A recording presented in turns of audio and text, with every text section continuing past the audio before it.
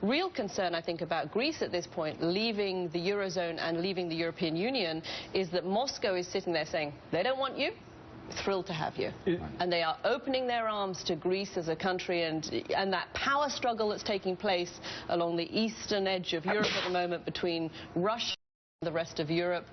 This is a win for Russia. Is part of the problem or part of the issue perhaps the fact that it appears that the euro was contrived, that it came out of what was supposed to be a political union rather than an economic union, and it became, you know, the economics of it became a priority over the politics of it. I mean, it brought Europe together. And look, you know, should we ever have had a union, a financial union, which had Germany and Greece in the same house, in which basically the Germans wanted the Greeks to become German, and the Greeks were like, huh?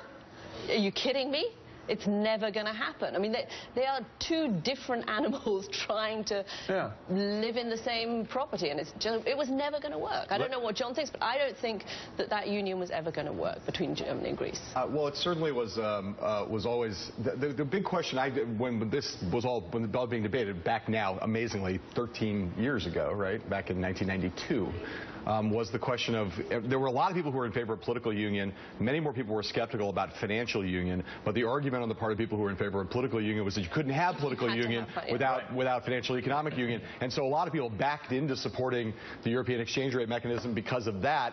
And but it was always the one that people had a lot less faith in. Even people who believed in political union were always much sketchier about the financial side. And it's proven a lot of people's worst fears have repeatedly proven true over time.